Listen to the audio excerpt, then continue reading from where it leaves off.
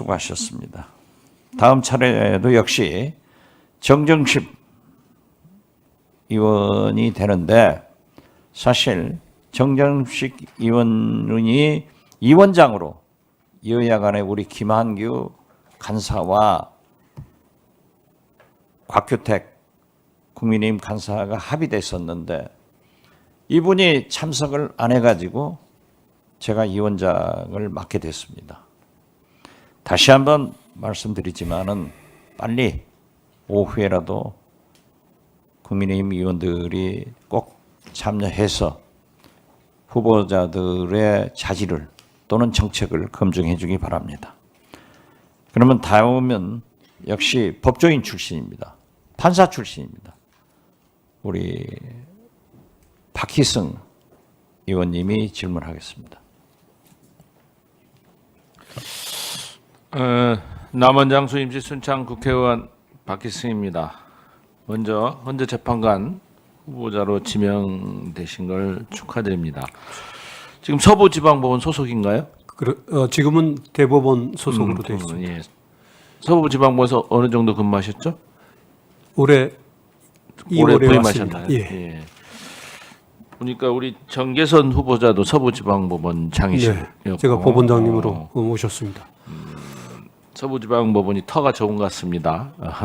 저도 서부지방법원에서 수석부장 판사를 근무한 경력이 있습니다. 서부지방법원 터를 이야기하는 이유가 거기가 지금 과거에 경성형무소 자리였던 건 알고 계십니까? 알고 있습니다. 거기 지금 표지석도 있죠. 표지석. 예. 과거에 우리 그 독립운동가들이 거기에서 많이 옥살을 당하셨고 또 그 교수대가 있어서 많이 처형당한 것으로 알고 있습니다. 알고 계시죠? 알고 있습니다.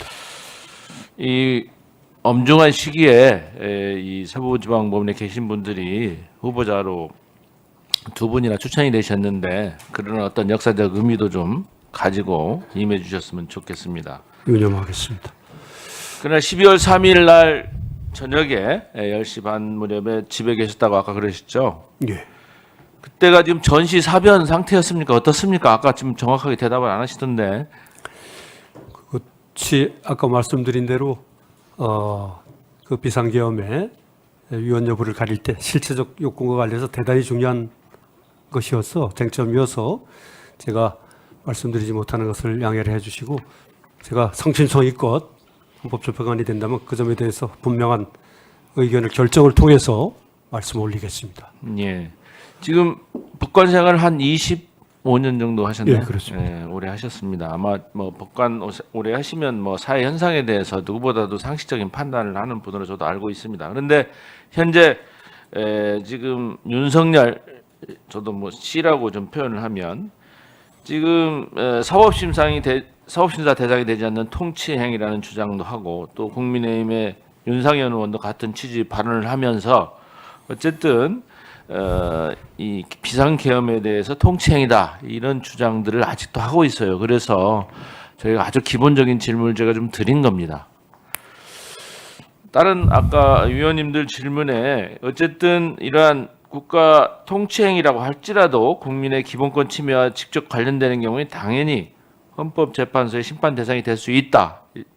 이런 내용에 대해서 알고 계시죠? 네, 알고 있습니다.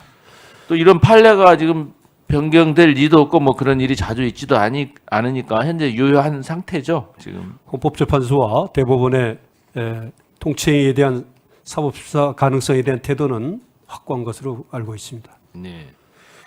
아까 국가 배상 책임 관련 긴급조치 구호에 대해서 아까 판결문 내에서도 아까 질문을 하신 것 같고 또 이번 그 비상계엄이 내란죄에 해당되느냐 여부에 대해서도 우리 존경하는 김종민 의원님도 좀 물으셨지만 어쨌든 이게 뭐 저 일반 법률가 입장에서는 형법 87조라든지 그 91조의 규정이 너무 명확하게 돼 있어 사실은 해석에 논란의 여지가 없을 정도로 명확하게 규정되어 있는데 그 내용들은 좀 검토를 해보셨습니까?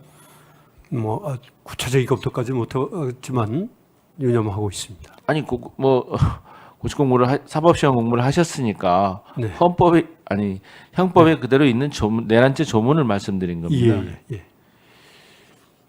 물론 이제 대법원에서도 저는 합의체로 이런 거에 대한 12.12 사태에 대해서 판단도 하였지만 저는 뭐 논란의 여지가 없다 이렇게 저는 생각하고 있습니다.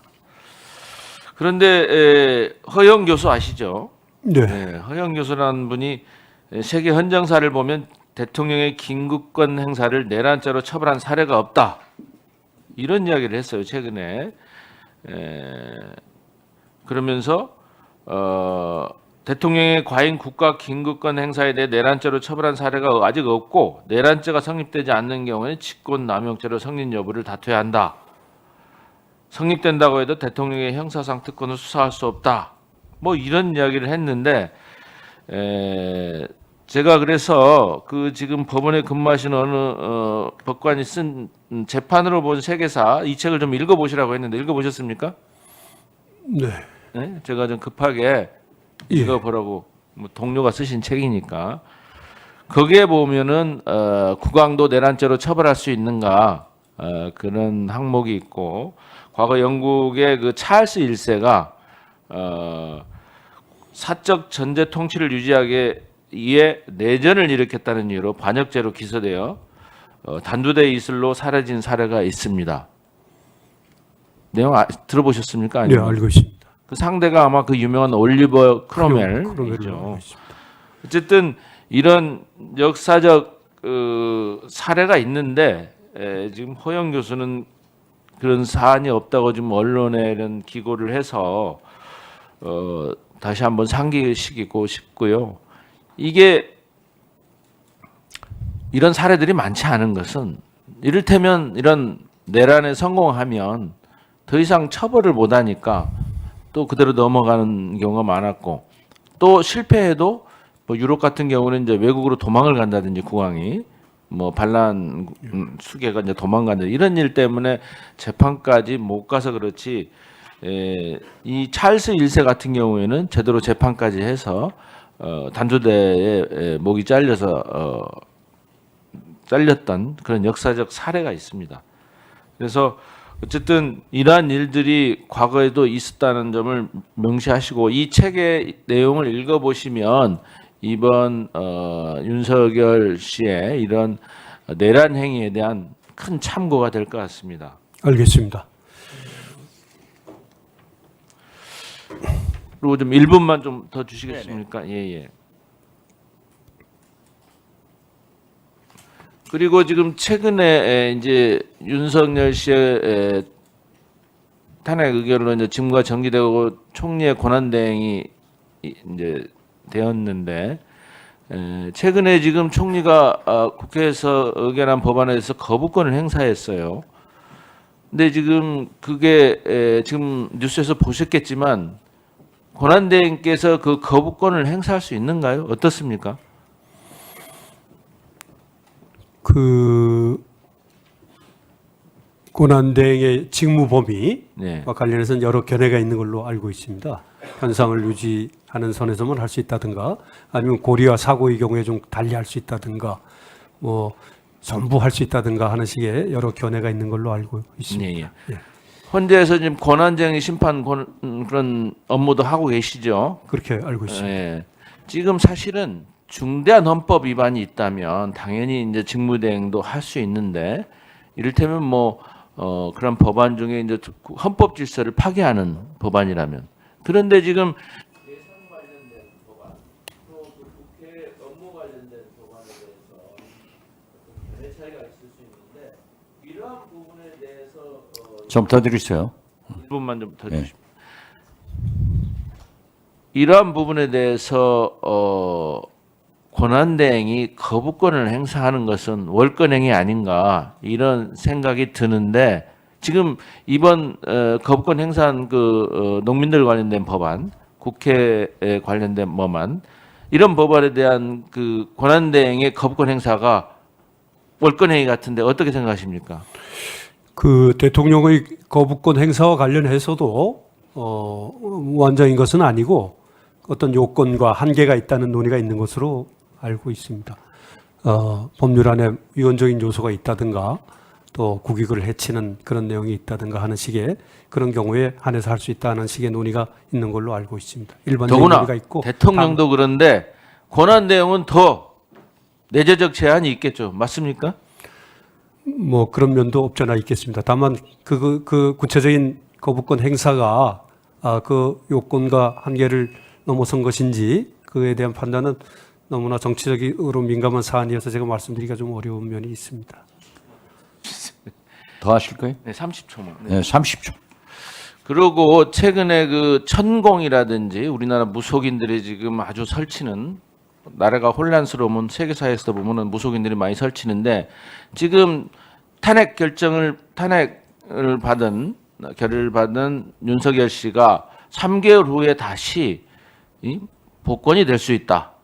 다시 뭐 헌재에서 기각될 수 있다. 이런 혹세무민 이야기를 떠들고 다니는데 혹시 우리 후보자께서도 거기에 동의하십니까?